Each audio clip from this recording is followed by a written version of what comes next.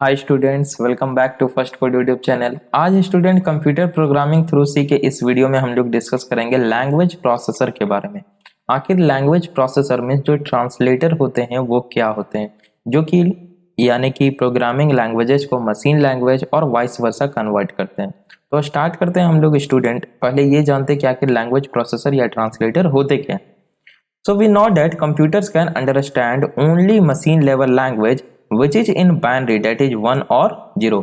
हम लोग जानते हैं कि जो हमारा मशीन होता है, जो हमारा कंप्यूटर सिस्टम होता है, वो सिर्फ बाइनरी को समझ सकता है, यानी कि जीरोज को और वंस को, जो कि डिजिटल सिग्नल्स होते हैं, है ना। The code written in any high level और low level languages should be translated into machine level language and language processors are used for this purpose। जो भी हाई लेवल या लो लेवल लैंग्वेज में, programming language में लिखे जाते हैं codes, वो क्या होते हैं, लाइक इंग्लिश लेवल लैंग्वेज होते हैं, है ना, लगभग इंग्लिश लैंग्वेज के बराबर होते हैं। तो हमारा जो मशीन लैंग्वेज होता है वो उसे समझ नहीं पाता है, ठीक है। तो वहां पे क्या चाहिए, हमें एक ट्रांसलेटर चाहिए जो कि उस प्रोग्रामिंग लैंग्वेज, जो कि आइदर हाई लेवल लैंग्वेज या लो लेवल लैंग्वेज में लिखे हुए, उन्हें क्या कर सके, मशीन अंडरस्टैंडेबल फॉर्मेट यानी कि मशीन लैंग्वेज में कन्वर्ट कर सके। इसके लिए लैंग्वेज प्रोसेसर या ट्रांसलेटर का यूज किया जाता है। अब प्रोग्रामिंग लैंग्वेज क्या होते हैं, हाई लेवल लैंग्वेज और लो लेवल लैंग्वेज, हमने जस्ट पिछले वीडियो में स्टूडेंट डिस्कस किया है। टाइप्स ऑफ प्रोग्रामिंग लैंग्वेज आप आई बटन पे क्लिक करके उस वीडियो को देख सकते हैं, या मैं डिस्क्रिप्शन में आपको लिंक दे दूंगा। ओके, सो फिर से मैं बता दे रहा हूं कि जस्ट लैंग्वेज प्रोसेसर्स हैं क्या, ये ट्रांसलेटर है। जैसे मान लिया जाए हम एज ए ह्यूमन बींग एक हम है, और मान लिया जाए कोई दूसरा व्यक्ति है, उसे फ्रेंच आता है और मुझे हिंदी आता है, लेकिन ना मुझे फ्रेंच आता है ना उसे हिंदी आता है। कुछ इस तरह का कॉन्सेप्ट है। हम दोनों को आपस में कम्युनिकेट करना है, तो कैसे कम्युनिकेट हो जाएगा, या तो हम दोनों एक दूसरे के लैंग्वेज के समझे, जो कि संभव नहीं है, नहीं समझ रहे हैं, तो एक बीच में मीडिएटर चाहिए, एक ऐसा माध्यम चाहिए। तो या तो एक व्यक्ति ऐसा रहेगा जिसे फ्रेंच और हिंदी दोनों आता हो, है ना, जो कि क्या करेगा, हम जो चीजों को हिंदी में बोलेंगे वो उसे फ्रेंच में कन्वर्ट करके उसे बताएगा, वो जिन बातों को फ्रेंच में बोलेगा वो उसे कन्वर्ट करके, ट्रांसलेट करके मुझे हिंदी में बताएगा। तो यहाँ पे वो व्यक्ति as a translator, as a language processor work कर रहा है। जस्ट यहाँ पे लैंग्वेज प्रोसेसर इसी तरह का यूज होता है। मीन्स हम जो प्रोग्रामिंग लैंग्वेज में कोड लिखते हैं वो इंग्लिश लाइक लैंग्वेज होता है, हमारा सिस्टम उसे समझ नहीं सकता है, तो यहाँ पे ट्रांसलेटर चाहिए। तो आइदर कंपाइलर, इंटरप्रेटर, असेंबलर, इन तीनों का यूज किया जाता है अलग अलग कंटेक्स्ट में एज ए ट्रांसलेटर, जो कि क्या करता है, लो लेवल या हाई लेवल लैंग्वेजेस में जो प्रोग्राम्स लिखे जाते हैं उन्हें कन्वर्ट कर देता है मशीन लैंग्वेज में। अब मशीन लैंग्वेज में जब कन्वर्ट कर दिया तो वहां पे वो चीजें प्रोसेस्ड हो रही हैं, ठीक है। वहां पे क्या हो रहा है, प्रोसेसर उसे प्रोसेस कर रहा है। नाउ जब उसका रिजल्ट आएगा तो रिजल्ट मशीन लैंग्वेज में आएगा, तो फिर से ये लैंग्वेज प्रोसेसर या ट्रांसलेटर क्या करेगा कि उस मशीन लैंग्वेज को ह्यूमन अंडरस्टैंडेबल फॉर्मेट में अगेन कन्वर्ट करके हमें दिखाएगा। ये होता है ट्रांसलेटर का काम, है ना। So these translators are just computer programs. आखिर ये ट्रांसलेटर्स होते क्या है, क्या ये कोई हार्डवेयर है, क्या कोई डिवाइस है, नहीं, ये जस्ट एक कंप्यूटर प्रोग्राम्स हैं which accept a program written in high level or low level language and produce an equivalent machine language program as output। ये ट्रांसलेटर्स क्या है, ये भी जस्ट एक कंप्यूटर प्रोग्राम्स है जो कि क्या करते हैं कि हाई लेवल या लो लेवल लैंग्वेज में लिखे किसी प्रोग्राम्स को एज ए इनपुट लेते हैं और produce an equivalent machine language program as output, जिन्हें ऑब्जेक्ट कोड भी कहा जाता है। ये क्या करते हैं, उन हाई लेवल लैंग्वेज या लो लेवल लैंग्वेज में लिखे प्रोग्राम्स का इक्विवेलेंट, उसका इक्विवेलेंट मशीन कोड जनरेट करते हैं, जिन्हें ऑब्जेक्ट कोड भी कहा जाता है।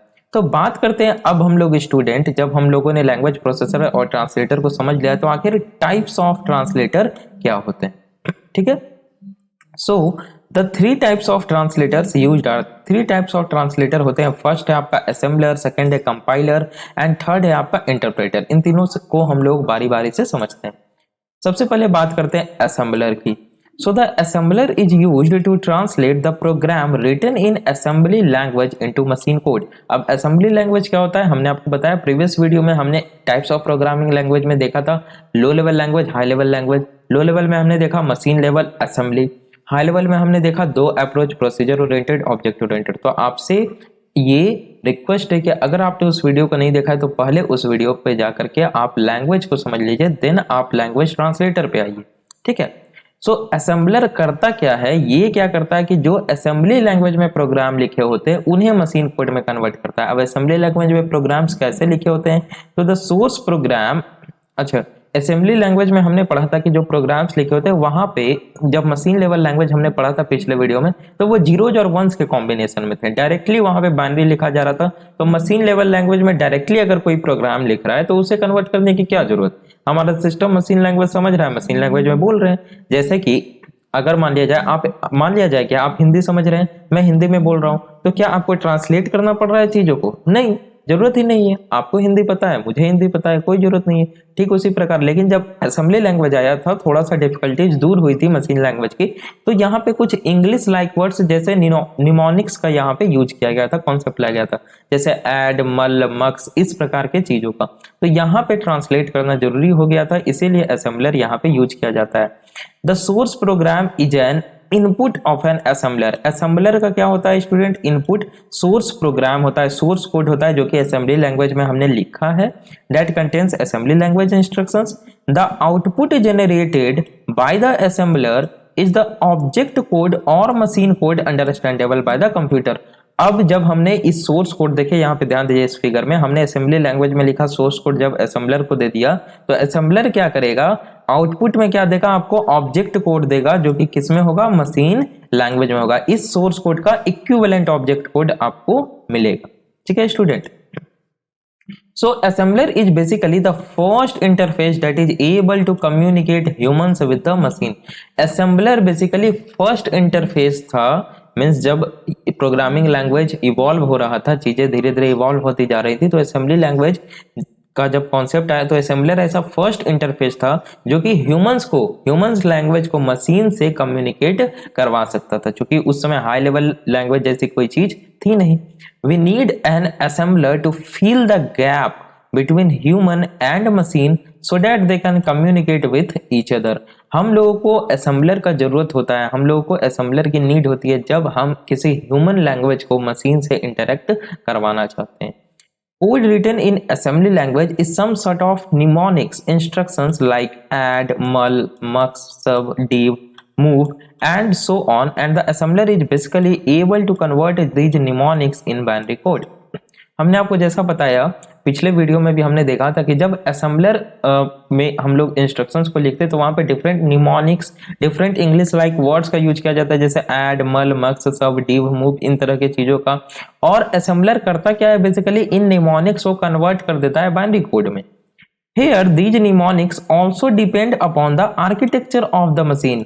For example, the architecture of Intel 8085 and Intel 8086 are different. जैसा कि हमने पिछले वीडियो में भी डिस्कस किया था कि जो असेंबली लैंग्वेज थी या जो मशीन लैंग्वेज था, ये दोनों आपका मशीन डिपेंडेंट था। तो अभी असेंबली की बात करें, असेंबली की बात कर लेते हैं।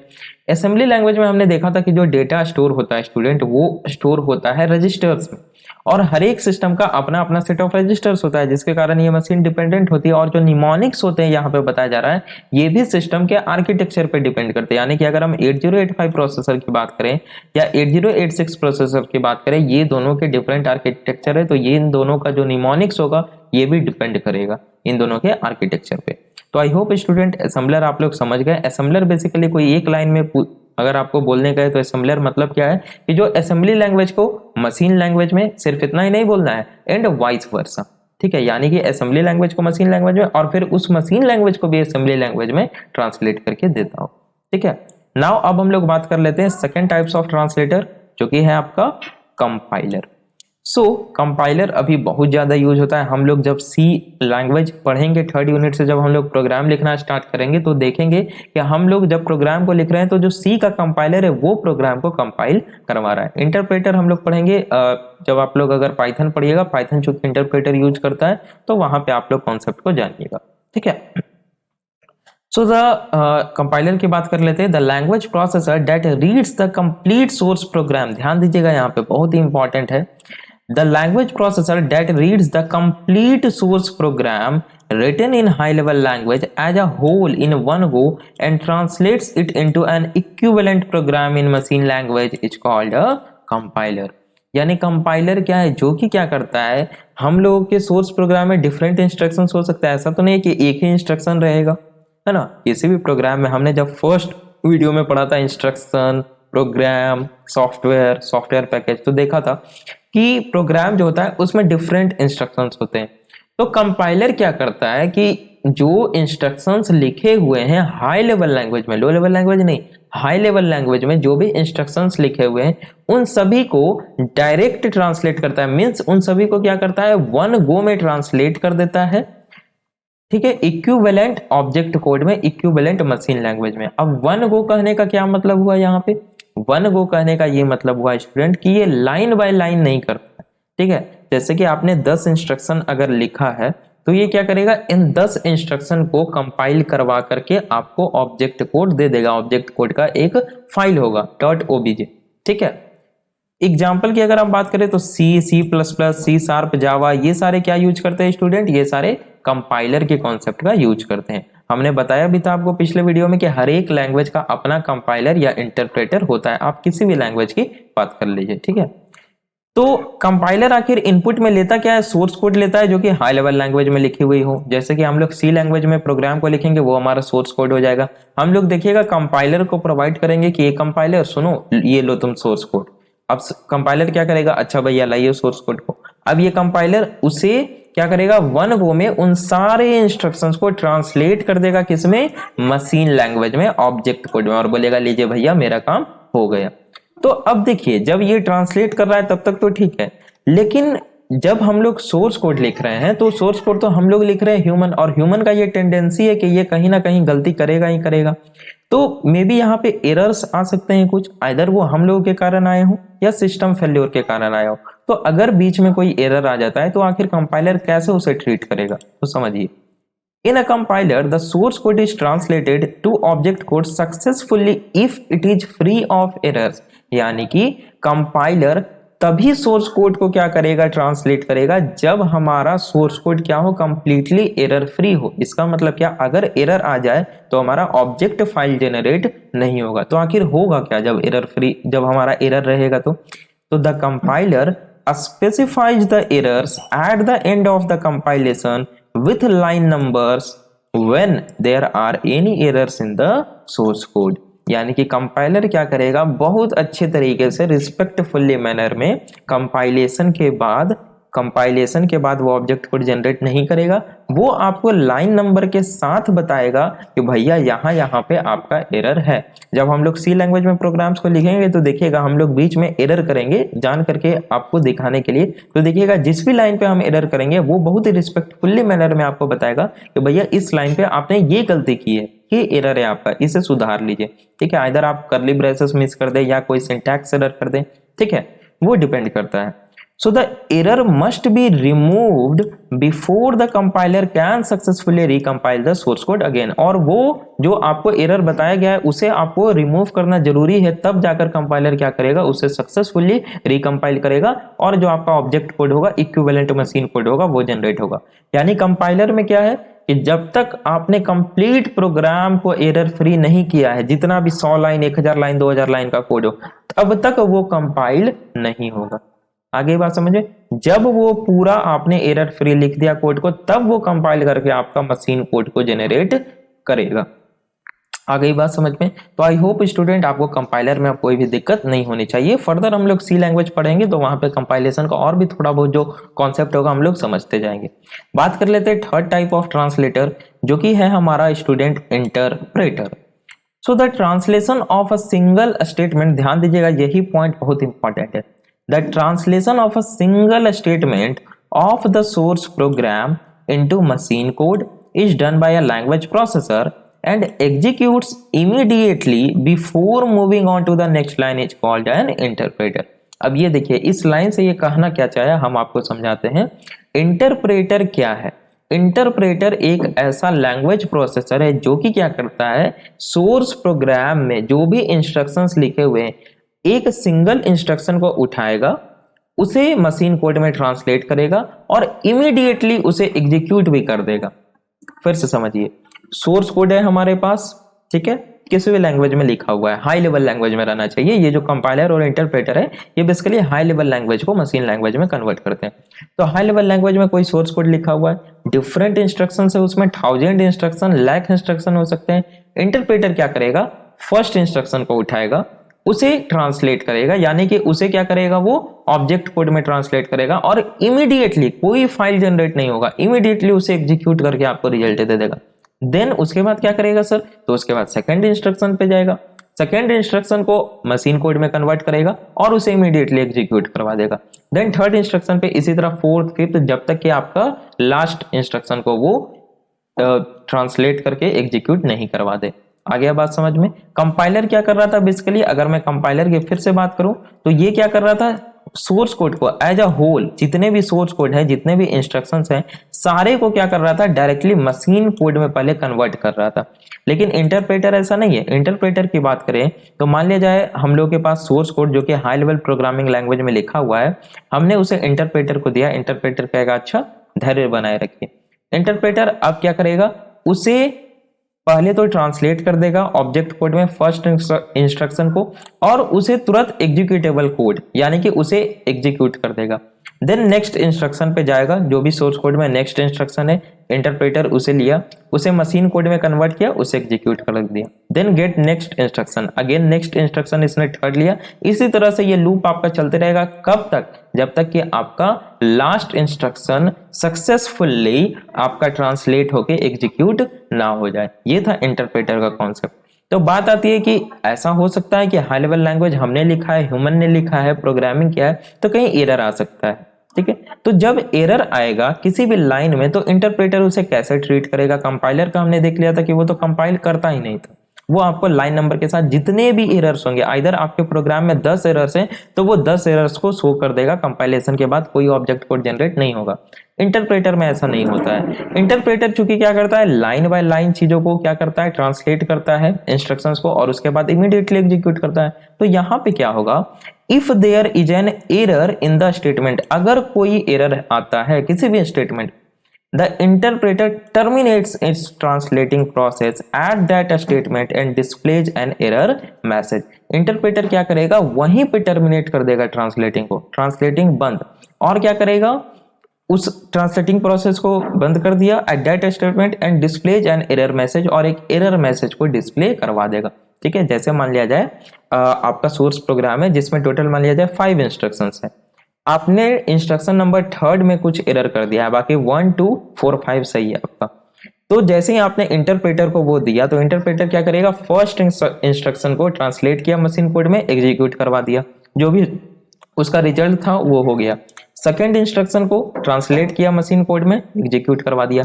थर्ड इंस्ट्रक्शन को जैसे ही उसने ट्रांसलेट करने का कोशिश किया, उसने देखा कि वहां पे एरर है, तो वहां पे ट्रांसलेशन वो टर्मिनेट कर देगा और एरर दिखा देगा। तो यहाँ पे हुआ क्या, जो एरर के पहले के प्रीवियस इंस्ट्रक्शंस थे वो सारे ट्रांसलेट भी हो गए हैं, वो सारे एग्जीक्यूट भी हो गए हैं, लेकिन जहां पे एरर आया उसके बाद के जो स्टेटमेंट्स है वो ट्रांसलेट नहीं होंगे, एग्जीक्यूट नहीं होंगे, यानी जहां पे एरर आया वहां पे हमारा जो ट्रांसलेशन है वो क्या होगा, टर्मिनेट हो जाएगा। ठीक है, so the interpreter moves on to the next line for execution only after the removal of the error from the previous line. यानी कि जब आपका थर्ड लाइन पे एरर आया तो आपको यहाँ पे एरर मैसेज होगा, जब तक आप इस थर्ड लाइन पे एरर को रिमूव नहीं कर देते तब तक ये फोर्थ लाइन पे मूव नहीं करेगा। आपने यहां से एरर हटाया तो इसे ट्रांसलेट किया मशीन कोड में और उसके बाद इसने एग्जीक्यूट कर दिया। देन नेक्स्ट लाइन पे इसी तरह से ये प्रोसेस चलता रहेगा। This process continues until the last statement of program, और लास्ट स्टेटमेंट ऑफ प्रोग्राम तक ये प्रोसेस चलता रहेगा। जैसे ही ध्यान देना इंटरप्रेटर में एरर आएगा तो इसके पहले वाले सारे लाइन एकदम ट्रांसलेट होकर एग्जीक्यूट भी हो गए होंगे, क्योंकि इमीडिएटली करवाता है। जहां पे एरर आया translation terminates, error message show कर दिया, आपने हटा दिया एरर को, फिर वही प्रोसेस। ठीक है, तो एग्जाम्पल की बात कर ले तो पर्ल, पाइथन, मतलब ये सारे क्या इंटरप्रेटर का यूज करते हैं। पाइथन आप लोग पढ़िएगा जब सी के बाद या सी प्लस प्लस के बाद, तो आप लोग देखिएगा कि ये इंटरप्रेटर का यूज करता है। नाउ अब हम लोग जब स्टूडेंट जान चुके हैं असेंबलर, कंपाइलर और इंटरप्रेटर को, तो थोड़ा सा एग्जाम के पर्पस का बात कर लेते हैं। एग्जाम के पॉइंट ऑफ व्यू से आपसे पूछा जाता है क्या, कंपाइलर और इंटरप्रेटर में डिफरेंस पूछा जाता है। लगभग सारे यूनिवर्सिटी एग्जाम, सेमेस्टर एग्जाम में ये पूछा ही जाता है। तो बात कर लेते हैं हम लोग डिफरेंस की। कंपाइलर की अगर बात करें हम लोग तो compiler is a program. Compiler क्या है, ये सारे जो भी लैंग्वेज प्रोसेसर ये सारे सॉफ्टवेयर है, ध्यान देना है, कोई भी डिवाइस हार्डवेयर वगैरह नहीं है। तो ये compiler is a program that converts the entire source code of a programming language into executable machine code for a CPU. जो कि इंटायर सोर्स कोड जो होता है उसको क्या करता है, ऑब्जेक्ट कोड में जनरेट करता है। लेकिन इंटरप्रेटर ऐसा नहीं है। Interpreter takes a source program and runs it line by line, और ये इंटरप्रेटर क्या करता है, उसको डायरेक्टली एग्जीक्यूट करवा देता है लाइन बाय लाइन। ट्रांसलेट किया, execute, second instruction translate execute, third instruction translate execute, बस translating each lines as it comes to it, जैसे जैसे आते जा रहा है ट्रांसलेट करते जा रहा है, एग्जीक्यूट करते जा रहा है। कंपाइलर क्या है, the compiler takes a large amount of time to analyse the entire source code but the overall execution time of the program is comparatively faster.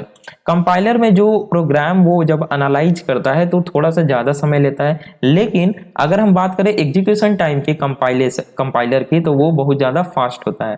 क्यों फास्ट होता है, क्योंकि ये क्या कर देता है, जब एनालाइज कर रहा है यानी कि ट्रांसलेट कर रहा है तो ये ज्यादा समय लेता है। क्यों, क्योंकि ये पूरे प्रोग्राम को एज अ होल कंपाइल करता है, ट्रांसलेट करता है, ठीक है, समय ज्यादा लिया।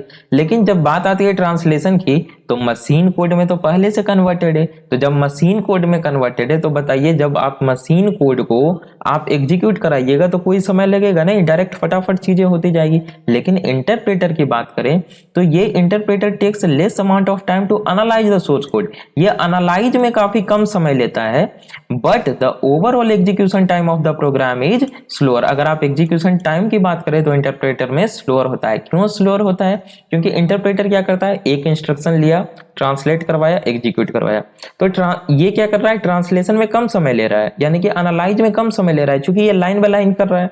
लेकिन आप ओवरऑल एग्जीक्यूशन की बात करें कि हमने 10 लाइन का प्रोग्राम अगर इंटरप्रेटर को दिया तो ये अगर एग्जीक्यूशन टाइम देखे तो इसका स्लो रहेगा, क्योंकि लाइन बाय लाइन चीजों को कर रहा है। तो इसमें तो इसका एग्जीक्यूशन टाइम देखिए, ध्यान से समझिए, इंटरप्रेटर का एग्जीक्यूशन टाइम बराबर हो जाएगा translation time plus execution time. नहीं समझे, अगर हम बोले कि इंटरप्रेटर को 10 लाइन का कोड दिए, इसका ओवरऑल एग्जीक्यूशन टाइम निकालो तो इसमें आ जाएगा translation time plus execution time, क्योंकि ये चीजों को ट्रांसलेट एग्जीक्यूट एक साथ करा रहा है। लेकिन अगर हम कंपाइलर की बात करें, कंपाइलर को 10 लाइन का कोड दें हाई लेवल लैंग्वेज में और बोले कि इसका ओवरऑल ट्रांसलेशन टाइम क्या होगा, तो इसमें सिर्फ जुटेगा ट्रांसलेशन टाइम, क्योंकि कंपाइलर तो ठीक है ये ज्यादा समय लेगा एनालाइज करके ट्रांसलेट करने में, लेकिन जब एग्जीक्यूशन की बात आएगी तो ये तो मशीन में पहले से कन्वर्टेड है, मशीन कोड में फटाफट ये क्या होगा, चीजों को एग्जीक्यूट करवा देगा। बात करें कंपाइलर की, the compiler generates the error message only after scanning the whole program. जब तक ये सारे प्रोग्राम को एनालाइज नहीं कर लेगा तब तक आपको एरर मैसेज शो नहीं करेगा। ये कंपाइलर का डिसएडवांटेज हो जाता है। जैसे अगर लाइन नंबर 2 पे अगर एरर आया है और 1000 लाइन का कोड है, तो जब तक 1000 लाइन ऑफ कोड को ये स्कैन नहीं कर लेगा तब तक आपको लाइन नंबर 2 का एरर शो नहीं होगा। So debugging is comparatively hard as the error can be present anywhere in the program. So यहाँ पे डीबगिंग थोड़ा हार्ड होता है, क्योंकि एरर कहीं भी प्रेजेंट हो सकता है। मान लीजिए 10,000 लाइन का कोड है और 10,000 लाइन के कोड में 10 जगह एरर आया है इधर उधर, और वो सारे एरर को एक साथ आपको दिखा रहा है, तो बहुत ज्यादा हार्ड हो जाता है, चीजें कॉम्प्लेक्स हो जाती है। लेकिन इंटरप्रेटर में ऐसा नहीं है, इट्स डिबगिंग इज ईजियर। इसका जो डिबगिंग होता है वो थोड़ा इजी होता है। क्यों? As it continues translating the program until the error is met. जब तक एरर मिलता है तब तक ये चीजों को क्या करते रहता है, ट्रांसलेट करते रहता है। जैसे ही एरर मिला वहीं पे स्टॉप कर देता है। जैसे कि हमने आपको बताया था कि 5 लाइन का कोड है, 3rd लाइन पे अगर एरर आ गया तो ये 3rd लाइन पे रुक जाएगा, उसके बाद 4, 5 से इसे मतलब ही नहीं है, वो उसके बाद स्कैन ही नहीं करेगा। यानी कि जैसे ही एरर आया आपको एरर दिखा दिया, आपने रिमूव कर दिया, फिर वहां से नेक्स्ट स्टार्ट।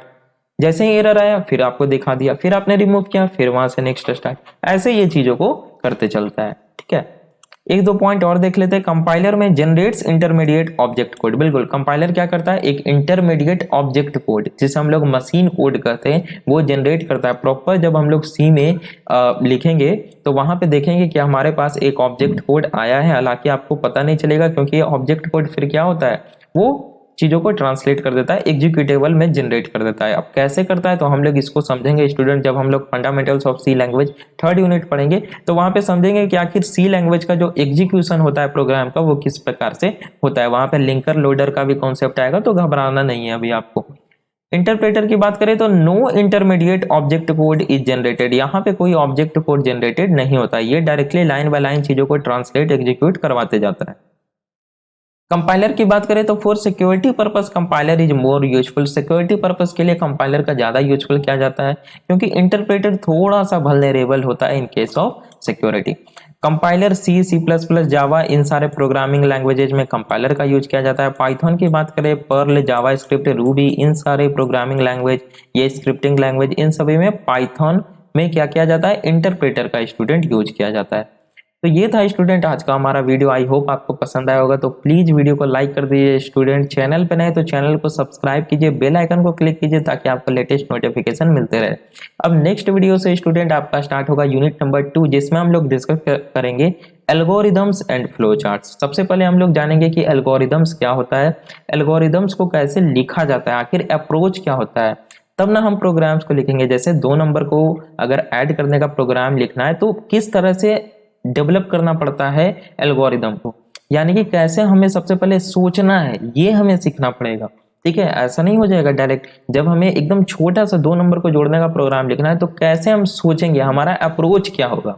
ठीक है, आपको लग रहा होगा कि अरे 2 नंबर को जोड़ने का, लेकिन नहीं, प्रोग्राम लिखना आपको सोचना पड़ेगा कि किस अप्रोच से आपको लिखना है जो कि बेस्ट हो, है ना। बेस्ट केस में आपको लिखना है, इधर आप टाइम कॉम्प्लेक्सिटी की बात करें या स्पेस कॉम्प्लेक्सिटी की बात करें। हालांकि उन सभी चीजों को अभी हम बिगिनर्स में नहीं समझाएंगे आपको, वो डीएसए में आप लोग पढ़िएगा। ठीक है, तो हम लोग इसे समझेंगे। जब हम लोग एल्गोरिदम को डेवलप करना सीख जाएंगे, 10-15 एल्गोरिदम लिख लेंगे, देन फ्लो चार्ट की ओर मूव करेंगे। फ्लो चार्ट क्या होता है, ग्राफिकल रिप्रेजेंटेशन होता है एल्गोरिदम का, जिसे देखकर कोई भी ये समझ सकता है कि अच्छा इस एल्गोरिदम को जब हम डेवलप करेंगे तो इसका कंट्रोल फ्लो क्या होगा।